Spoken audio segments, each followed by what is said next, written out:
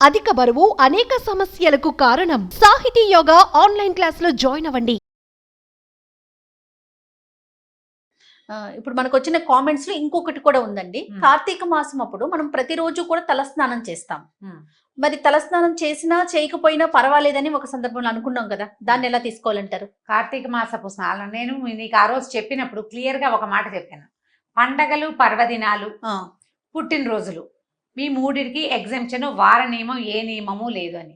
పర్వదినాల్లో కార్తీకము, మాఘమాసము, సముద్ర స్నానం, నదీ స్నానం చేస్తాం. అప్పుడు నెత్తికి నూనె పెట్టుకోరు, తలంటి పోసుకోరు, రోజు తల మీద నీళ్లు పోసుకోవటమే. అవును, ప్రతిరోజు నెత్తి మీద నీళ్లు పోసుకుంటాం. ఆ రోజుల్లో అలా చెప్పబడింది కాబట్టి అది చేయాలి. మీరు నిత్య పూజ గురించి అడిగారు. నేను రోజువారీ పూజకి క్యాజువల్ గా చేయవలసిన విధానం సంగతే చెప్పాను. పర్వదినాలకి ఎగ్జామ్షన్ అని అవాళ చెప్పాను. ఆ పర్వదినాలంటే 1-2 days అనుకుంటున్నారేమో, కాదు. కార్తీక మాఘమాసాలు, మార్గశిర మాసంలో ప్రత్యేకంగా రోజు స్నానం చేయాలని చెప్పబడిన నదీ స్నానాలకి వాటికి నియమం లేదు, రోజు చేయటమే. అదే కాదు, ఏకాదశి ద్వాదశికి ఏకాదశి నాడు తెలియక తలస్నానం చేసినా ద్వాదశి నాడు తెలిసి కూడా చేయకూడదంటారు. తెలియక ఏకాదశి నాడు చేసినా కూడా తెలిసి తెలియక కూడా ద్వాదశి నాడు చేయకూడదు. ఏకాదశి నాడు తల అంటుకోకూడదు, ఒట్టి తల స్నానమే చేయాలి. నీకు తిథి నియమాలు అవన్నీ ఎవరికి పాటింపు? రోజు తిథి చూసుకునే వాళ్ళకి. ప్రతి వాళ్ళు దీపారాధన దేవుడికి దీపం పెట్టి ఆఫీసులకు పరిగెత్తే వాళ్ళు తిథులు ఎవరు చూసుకుంటారు? చూసుకోం కదా. తిథులు నిత్యము తిథితోటి కనుక చెప్పుకునే వాళ్ళకి నేను చెప్పక్కర్లేదు. అసలు నిత్యము తిథి చూసి తిథివార నక్షత్రాల ప్రకారం పూజా విధానం చేసుకునే వాళ్ళకి ఎవ్వరు చెప్పక్కర్లా, వాళ్ళ విధానం వాళ్ళకి ప్రత్యేకంగానే ఉంటుంది. అయితే కార్తీకము, మాఘమాసము, మార్గశిర మాసాలు, తర్వాత ఈ వైశాఖ మాసంలో ఇలా స్నానాలు చేసేటప్పుడు వన్స్ ఇన్ ఏ వైల్ అయినా కుంకుడుకాయ పెట్టి రుద్దుకోకపోతే జుట్టు ఉండదు. అవును, అలాంటప్పుడు ఏం చేస్తారంటే తల అంటుకోకుండా ఏం చేస్తారు, సాయంకాలం పొద్దున్న స్నానం చేస్తారా, సాయంత్రం కొద్దిగా నెత్తికి చమురు పెట్టుకుంటారు. చాలా మందికి పొడి జుట్టు ఉంటే తలకాయ నొప్పి వస్తుంది నూనె లేకపోతే. పొద్దున ఆ నిన్నటి నూనెని రుద్దుకోవచ్చు, తల రుద్దేసుకోవచ్చు. మనకి తల అంటే పొద్దున్నే అంత నూనె పెట్టించుకుని తలకు బాగా నూనె రాసుకుని ఒంటికి నలుగు పెట్టుకుని స్నానం చేయకూడదు. అది సౌందర్యం కోసము వాటి కోసము ప్రయత్నించకూడదు. కాబట్టి ఆ రోజుల్లో చెయ్యరు. మనమే కార్తీక పురాణం, మాఘ పురాణం చేసినప్పుడు నిత్య స్నానం అవసరము అని చెప్పబడింది క్లియర్గా. ఆ రోజులకి దీనికి సంబంధం లేదు. ఇది నిత్య పూజ కోసం చేసేదే.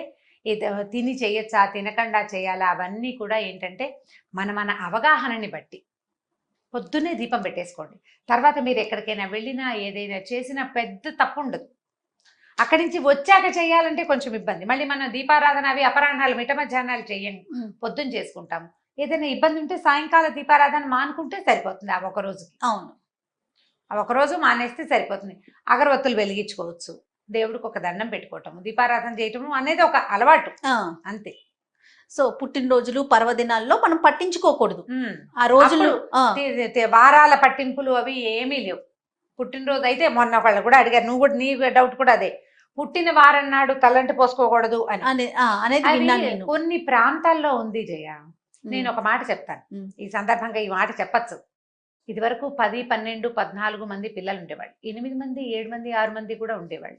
ఆ రోజుల్లో అసలు వారాలకి, పుట్టిన దినాలకి, వాటికి ప్రాముఖ్యతే ఉండేది కాదు. డేట్లు కూడా జ్ఞాపకం పెట్టుకునేవాళ్ళు కాదు జయ. అయి ఉండొచ్చు. ఇప్పుడు మనకి 2, 3 ఉంటే మన పిల్లాడు ఏ రోజు పుట్టాడు అనేది ఒక క్లారిటీ ఉంటుంది. చాలా మంది సంతానం ఉన్న చోట, ఏ వెసులుబాటు లేని చోట అసలు జ్ఞాపకాలే ఉండవు. మనం పుట్టిన వారం మనకు ఎలా గుర్తుంటుంది? మన పెద్దవాళ్ళు చెప్తేనే కదా, ఎవరైనా చెప్పాలి. ఆ మొదటి నుంచి జ్ఞప్తి పెట్టుకోవాలి. 7-8 మంది సంతానం ఉండి బతుకు కోసం పోరాటం సాగించే క్రమంలో ఈ గోల జ్ఞాపకం ఉండదు, ఎవరికి ఈ విషయం గుర్తుండదు. మనకి ఇప్పుడు తక్కువ మంది సంతానం ఉన్నారు, మనం అది కొంచెం జ్ఞాపకం ఉంచుకోగలం. కానీ అది అన్ని ప్రాంతాల్లోనూ లేదు, మా వైపు లేదు. నువ్వు మహేష్ ఇద్దరు చెప్పారు. మాకు చెప్తారండి, ఏ రోజు అయితే పుడతారో ఆ రోజు తలస్నానం చేయకూడదు అని చెప్తారు. అదే, పుట్టినరోజున తలస్నానం చేయకూడదు, ఆ వారం నాడు పనికిరాదు అని. ఇప్పుడు శుక్రవారం పుట్టామనుకుందాం, మనం ప్రతి వారం శుక్రవారం తలస్నానం చేయకూడదు అంటారు. అట్లా నాకు తెలియదు ఆ నియమం. గ్రామీణ ప్రాంతాలను బట్టి ఆ ప్రాంతంలో ఉండుండొచ్చు, ఆ ప్రాంతంలో ఉండుండొచ్చు. ఏ ప్రాంతంలో అలాంటి నియమం ఉందో మీరు నిరభ్యంతరంగా మీ నియమాన్ని పాటించుకోవాలి. మీ ప్రాంతాన్ని బట్టి మనం ఎప్పుడు అదే చెప్పుకుంటామా, మన ఇంట్లో ఏది ఉందో అది అంతే పాటించాలి. మన పెద్దమ్మ అమ్మమ్మ చెప్తారనుకోండి, నువ్వు శుక్రవారం పుట్టేవమ్మాయి, శుక్రవారం నీళ్ళు పోసుకోకుండా పోసుకోకూడదు. నో అనిపించుకుని చేయకూడదు జయ ఎప్పుడు. అది బయట వాళ్ళ రోడ్డు మీద జనాలు కాదు, మన ఇంట్లో గనక మన అమ్మో, మన పెద్దమ్మో, మన అమ్మమ్మో, మన అత్తగారో ఇది చేయకూడదు అని చెప్తే అది చెయ్యొద్దు. ఎందుకో తెలుసా, చెప్తా చూడు. ఇప్పుడు ఒకవేళ చేసామనుకో, ఏదైనా చిన్న ప్రమాదం అవ్వగానే మన శంఖ ఎక్కడికి వెళ్తుంది, వాళ్ళు వద్దన్నా చేసామని మనకు భయం వేస్తూ ఉంటుంది. ఆ భయం వేసే పనులకి వెళ్ళకూడదు అసలు. ఎందుకు వెళ్ళాలి? వద్దని పెంచుకున్న పని చెయ్యొద్దు. ఇప్పుడు మామూలు వద్దంటే ఇవాళ బయటకు వెళ్ళద్దు, లేదా అన్నం తినద్దు, ఈ పని చేయద్దు, చిన్న చిన్నవి కాదు, ఇలాంటివి నమ్మకాలు తీవ్రంగా ఉన్న విషయాలలో, అంటే భావాలు దెబ్బతినే వ్యవహారాల్లో ఆ పని చేయకూడదు. అప్పుడు ఎదుటివారు హట్టవరు, మనకి అనుమానం ఉంటుంది, భయం లేకుండా ఉంటుంది. అవునండి. ఈజీగా ఈ 2 మార్గాలు ఆలోచించండి అమ్మా. తలస్నానాలు ఒక ఆవిడ నిన్న ఫోన్ చేయించారు కూడా నాకు. 30 ఏళ్ళ నుంచి రోజు తలస్నానం చేసే అలవాటు ఆవిడికి. రోజు చేయక్కర్లేదు అని నేను చెప్పాను కదా, ఆవిడకి అనుమానంగా ఉంది. అమ్మ, నిత్యము తలస్నానం చేసే అలవాట్లు ఉన్నవాళ్ళు మీ దారిని మీరు చేసుకోండి. అంతే. అనుమానం ఉన్నవాళ్ళు ఈ ప్రకారం చేయండి. చేయాలా వద్దా, చేయటం అవసరమా అని భావించే వాళ్ళు అవసరమో కాదో చెప్పాము, అంతే. ఇలానే చేయాలని కాదు, మీకు తోచింది మీరు చెప్పారు, అంతే. మీరు చేసేది అదే. ఇప్పుడు నిత్యంగా అంటే రోజు స్నానం చేయకపోతే తప్పేమోనని భావించే వాళ్ళ కోసం చెప్పింది, అంతే. చేయాల్సిందేనని నియమం లేదు. మీకు అలవాటు ఉంటే అలవాటు ప్రకారం చేసేయండి. కొత్తగా వచ్చే చెడేమిది, 30 ఏళ్ళ నుంచి లేని చెడు ఇవాళ కొత్తగా వస్తుందా? ఇంకొకళ్ళు కూడా అడిగారు నన్ను, కేరళ వాళ్ళు రోజు స్నానం చేస్తారు కదండి, వాళ్ళ ప్రాంతం వేరు, మన ప్రాంతం వేరు.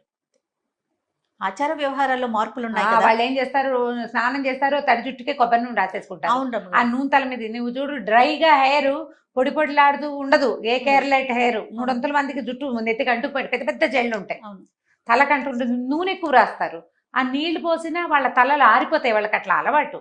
మనకి చూడండి, నూనె రాసుకొని షాంపూతో కానీ కుంకుడుకాయతో కానీ రుద్దుకోకపోతే ఉట్టి నీళ్లు పోసుకుంటే ఎంత అనీజీగా అనిపిస్తుంది. అనీజీగా ఉంటుంది. మధ్యాహ్నం వేసరికి తలనొప్పి వచ్చేస్తుంది. మన వెదర్ కి తల ఆరదు అసలు, పిడచ కట్టుకుపోయినట్టు అనిపిస్తుంది తల.